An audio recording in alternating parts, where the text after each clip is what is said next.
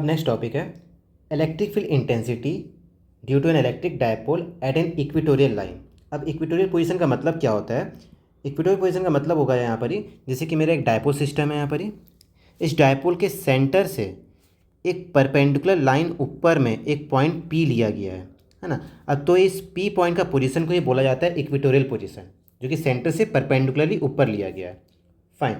सो यहाँ पर ही अब ये मेरा सिस्टम, ये मेरा डायपोल सिस्टम हो गया, plus Q minus Q, L distance हो गया क्योंकि टोटल डिस्टेंस मेरा 2L है, यहाँ पे हाफ ऑफ कर दिया उसको हम सेंटर से। उसके बाद सेंटर से एक पॉइंट पी लिया गया है जिसका डिस्टेंस मेरा आर है, पी पॉइंट का डिस्टेंस सेंटर से आर हो गया, ठीक है। अब इस पी पॉइंट पे माइनस क्यू की वजह से बनने वाला जो इलेक्ट्रिक फील्ड है वो है मेरा ई माइनस, ठीक है, जो कि इनवर्ड होगा। प्लस क्यू की वजह से बनने वाला इलेक्ट्रिक फील्ड आउटवर्ड होगा बाहर की तरफ, ई प्लस, ठीक है। अब यहाँ पे इस एंगल को हम थीटा मान रहे हैं, ठीक है, और ये वाला एंगल भी थीटा ही हो जाएगा क्योंकि ये मेरा दोनों डिस्टेंस सेम है। तो एक तरह का ये क्या हो गया, आइसोसेलेस ट्रायंगल हो गया। फाइन।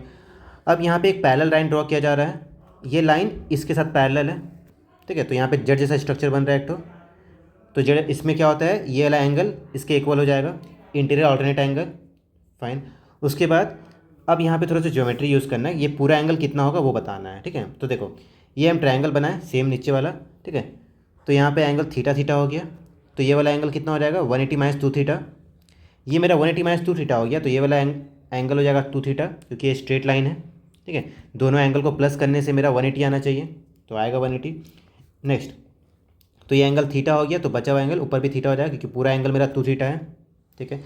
तो ई माइनस का जो कॉम्पोनेंट डिवाइड करेंगे, जहाँ एंगल सटे रहता है वहाँ पे जाता है कॉस थीटा, तो ई प्लस का कॉम्पोनेंट कॉस थीटा आ गया, सिंपल, ठीक है। और यहाँ पे पाइथागोरस लगाएंगे हम लोग, तो ये ला आ जाएगा value under root of l square plus r square, same एला वैल्यू भी under root of l square plus r square, तो हो गया। तो ये पूरा डायग्राम जो मेरा कंप्लीट हुआ, इस डायग्राम को यहाँ पे स्ट्रेट करना है, ठीक है। हम क्या क्या लिए हैं, ठीक है, तो सिंपल है, देख लो। Consider a electric dipole of charge plus q and minus q separated by a distance 2L। Fine. Now consider a point P at a distance R from the centre of the dipole O at an equatorial line. P point लिया गया है। Fine. अब यहाँ से proving start हो रहा है, ठीक है। पहले हम ई प्लस का वैल्यू निकालेंगे, फिर ई माइनस का वैल्यू निकालेंगे। तो देखो सबसे पहले क्या है, electric field intensity at a point P due to a minus q charge, minus q की वजह से बनने वाला इलेक्ट्रिक फील्ड जो कि ये मेरा E minus is equal to 1/4 pi epsilon nought minus q का mod under root of distance, मेरा ये वाला डिस्टेंस है, under root of are square plus L square का स्क्वायर, रूट हट गया स्क्वायर करने से, इसको हम के लिख दिए, 1/4 पाई एप्सिलॉन नॉट को क्या हो गया K q by are square plus L square. Fine. Next, electric field intensity at a point P due to plus q charge, तो आएगा मेरा ई प्लस का value 1/4 pi epsilon nought plus q का mod under root of are square plus L square, इसको कर दिए, तो ये इसको हम के लिख दिए, तो K q by are square plus L square आ गया। फाइन। अब यहाँ पे दिख रहा है क्लियरली कि ई प्लस और ई माइनस दोनों का वैल्यू सेम आ रहा है, यानी कि दोनों वैल्यू सेम है, सेम होगा भी क्योंकि डिस्टेंस सेम है, मेरा चार्ज में बस प्लस माइनस का फ़र्क है। फाइन। अब पी पॉइंट पे नेट इलेक्ट्रिक फील्ड क्या होगा, ये दोनों एक ही डायरेक्शन में जा रहे हैं, ठीक है, तो दोनों को आपस में हम प्लस कर देंगे, ठीक है। अच्छा, यहाँ पे ना साइन वाला कॉम्पोनेंट भी बन रहा है, लेकिन वो दोनों एक दूसरे को कैंसिल आउट कर दे रहा है, इसलिए साइन कॉम्पोनेंट को लिया नहीं गया है, ठीक है। तो दोनों को हम प्लस कर दिए, E minus cos theta E plus cos theta. E minus का वैल्यू पुट किया हम लोग, ई प्लस का वैल्यू पुट किए, यहाँ पे 2 टाइम्स आ गया क्योंकि दोनों तो सेम ही है ये, ठीक है। तो 2 times of k q by are square plus L square cos theta. अब उसके बाद इसको हम ऐसे लिखे, कॉस थीटा का वैल्यू पुट करेंगे ट्रायंगल से। अब इस राइट एंगल ट्रायंगल में cos theta is equal to क्या हो जाएगा, बेस बाय हाइपोटेनस, तो यहाँ पे लिखा हुआ है base divide by hypotenuse under root of are square plus L square. Fine. अब इसको हम के को अलग कर दिए, क्यू को अलग लिखे, 2 को हम एल के साथ लिख दिए 2L, ठीक है। तो ये के Q plus 2L Q into 2L क्या हो जाएगा, इसका वैल्यू हो जाएगा पी डायपोल मोमेंट। अब नीचे में इसका पावर कुछ नहीं है तो 1 है, इसका पावर कुछ नहीं, रूट का मतलब क्या होता है, हाफ होता है, तो ये हाफ और ये 1 प्लस होगा तो 3/2 हो जाएगा। फाइन। तो इसके जगह पे हम पी लिख दिए और यहाँ पे पावर हो गया। अब क्योंकि मेरा डायपोल में क्या होता है, एल का वैल्यू बहुत कम होता है, ठीक है, बहुत छोटा डिस्टेंस होता है एल, ठीक है। तो यहाँ पे लिखा हुआ देखो, l is very very less than r, so r square plus L square को हम नियरली लिख सकते हैं आर स्क्वायर, कि मतलब कि हम यहाँ नीचे से एल स्क्वायर को हटा दे रहे हैं। फाइन। तो यहाँ से एल स्क्वायर हटा दिए, तो आर स्क्वायर बचा, 2 से 2 कट गया, पावर क्यूब आ गया, ठीक है। तो इक्वेटोरियल पोजीशन में मेरा नेट इलेक्ट्रिक फील्ड क्या हो गया, k p by r cube, k p by r cube. Axial के लिए था मेरा 2 kp/r³, इक्वेटोरियल में आया मेरा kp/r³। अब देखो ये दोनों का वैल्यू में एक्सियल 2 टाइम्स ज़्यादा है, ठीक है। अब नोट वाला पार्ट में वही लिखा जाएगा कि electric field intensity at axial line is equal to 2 times of electric intensity at equatorial line. Clearly दिख रहा है, ये इक्वेटोरियल में आया kp/r³, एक्सियल में आया 2 kp/r³। फाइन। अब यहाँ पे नोट है, सेकेंड नोट, ये एट एनी पॉइंट वाला कंडीशन है, ये सिलेबस से हटाया हुआ है, ठीक है। तो बस इसका रिजल्ट याद रख सकते हो। तो E is equal to kp/r³ √3 cos² θ+1, ठीक है। अगर एक्सियल हो तो एंगल मेरा 0 डिग्री हो जाएगा, और अगर इक्वेटोरियल हुआ तो एंगल मेरा 90 डिग्री हो जाएगा, ठीक है। जैसे कि देखो यहाँ पर ये मेरा डायपोल सिस्टम है, ठीक है। ये उसका सेंटर है। P पॉइंट में अगर एक्सियल लाइन लेते हैं तो यहाँ पे एंगल 0 डिग्री बनेगा, 0 डिग्री बनेगा। अगर इक्वेटोरियल लाइन लेते हैं तो यहाँ पे एंगल मेरा 90 डिग्री बनेगा। फाइन, तो इसका जरूरत उतना है नहीं। नेक्स्ट पॉइंट है, next topic, not point, okay. अब यहाँ पर ही टॉर्क बताना है, ठीक है। टॉर्क मतलब कि जब किसी डायपोल सिस्टम को एक एक्सटर्नल इलेक्ट्रिक फील्ड में रखा जाता है, ठीक है, तो उसमें वो टॉर्क एक्ट करता है, मतलब वो अपने आप को रोटेट करना शुरू कर देता है, ठीक है। उसमें एक फोर्स क्रिएट होता है जिसके वजह से वो जो मेरा डायपोल सिस्टम है वो रोटेट करने लग जाता है, ठीक है। तो देखो यहाँ पे पहले डायग्राम को अच्छे से बनाना है ना। ये मेरा इलेक्ट्रिक फील्ड बनाया हमें ऐसे, ये इलेक्ट्रिक फील्ड हो गया ऐसे करके। फाइन, एक डायपोल सिस्टम बनाया हम, ये देखो ये -q, ये मेरा +q, डायपोल का बीच का डिस्टेंस है मेरा 12।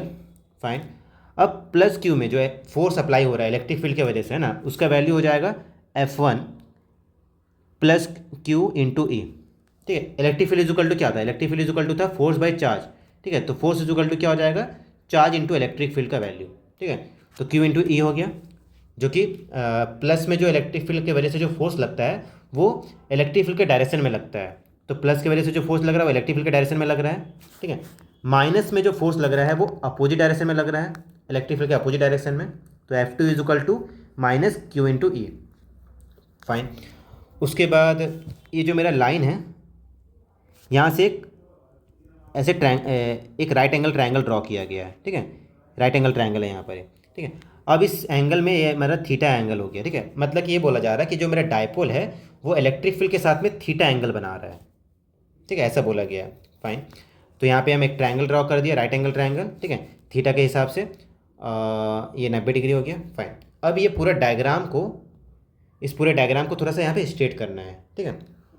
तो सारा प्रूविंग में वही चीज़ होगा, पहले डायग्राम को सही से बनाना है, फिर डायग्राम के बारे में अपने से बना के लिख देना है, ठीक है, अपने से बना के लिखना है, ठीक है।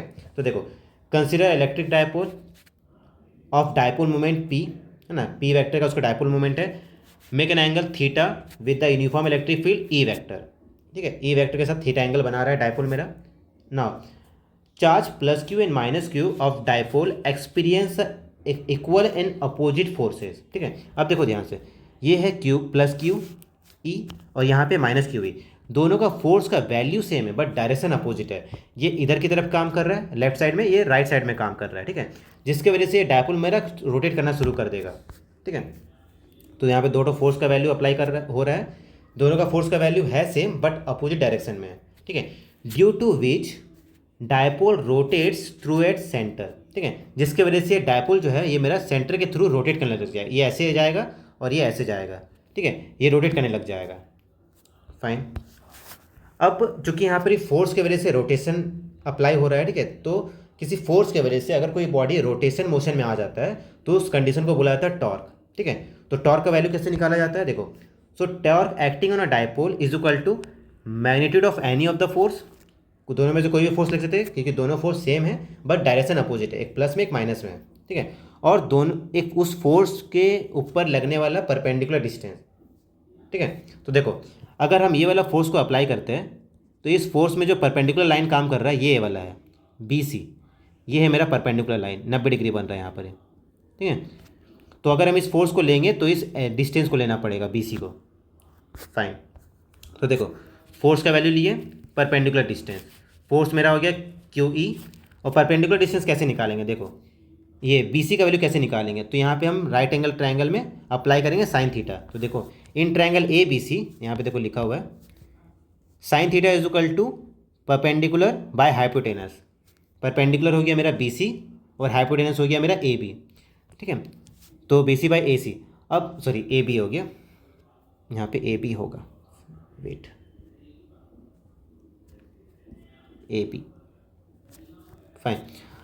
अब बी सी का वैल्यू हमको निकालना है, ए बी का वैल्यू कितना है, ये जो मेरा डिस्टेंस है ए बी, ये मेरा क्या है 12 है, तो हम ए बी की जगह 12 लिख दिए, है ना, साइन थीटा, और बी सी क्रॉस मल्टीप्लाई किए तो बी सी का वैल्यू आ गया 12 साइन थीटा, फाइन। तो यहाँ पे परपेंडिकुलर डिस्टेंस की जगह पे लिख देना है 12 साइन थीटा, ठीक है। क्यू को अलग लिखे, 12 को साथ में रखे, ई को अलग रख दिया, साइन थीटा को अलग रख दिया, ठीक है। अब क्यू इंटू 12 क्या होता है, डायपोल मोमेंट, यानी कि पी, इसके जगह हम पी लिख दिए, ई साइन थीटा। तो टॉर्क का फॉर्मूला क्या हो गया, टॉर्क का फॉर्मूला हो गया पी साइन थीटा, फाइन। अब चूंकि यहाँ पे साइन थीटा आ रहा है, ठीक है, तो ये वेक्टर प्रोडक्ट हो जाएगा, तो इसको अगर हम वेक्टर फॉर्म में लिखेंगे तो ऐसे लिखेंगे, टॉर्क के ऊपर vector is equal to p vector cross product E vector, यहाँ पे क्रॉस प्रोडक्ट हो रहा है, ठीक है। और टॉर्क का यूनिट क्या हो जाता है, फोर्स, ये फोर्स है और ये डिस्टेंस है ना, तो न्यूटन मीटर यूनिट हो गया, फाइन। तो ये हो गया टॉर्क का कंडीशन। अब इसमें स्पेशल केसेस है, जैसे कि देखो पहला केस क्या है, इलेक्ट्रिक फील्ड मेरा ऐसे हर जगह इलेक्ट्रिक फील्ड हम राइट साइड भेज रहे हैं, ठीक है, डायपोल सिस्टम को ऐसे रखा गया है, ठीक है। अच्छा, और एक चीज़, जो डायपोल मोमेंट जो काम करता है ना, वो हमेशा मेरा माइनस से निकल के पी की तरफ काम करता है, यहाँ पे लिखा हुआ नहीं है, इसको हम लिख देते हैं। डायपोल मोमेंट है ना ऐसे काम कर रहा है, इधर की तरह पी वेक्टर, इधर की तरह पी वेक्टर, और ये माइनस से प्लस की तरफ काम करता है, dipole moment P vector, fine. So अब यहाँ पे देख लो, है ना, तो फर्स्ट कंडीशन में मेरा पी वेक्टर और ई के साथ में एंगल कितना बन रहा है, 0 डिग्री, ठीक है। तो इस कंडीशन को बोलते हैं स्टेबल इक्विलिब्रियम, मतलब डायपोल मोमेंट कुछ रोटेट नहीं करेगा, ठीक है, वो स्टेबली वहाँ पे रहेगा। सेकंड क्या है, पी वेक्टर मेरा ऐसे जा रहा है, ई वेक्टर मेरा इलेक्ट्रिक फील्ड ऐसे जा रहा है, तो 90 डिग्री बन रहा है, तो 90 डिग्री, तो इस केस में मैक्सिमम टॉर्क लगेगा।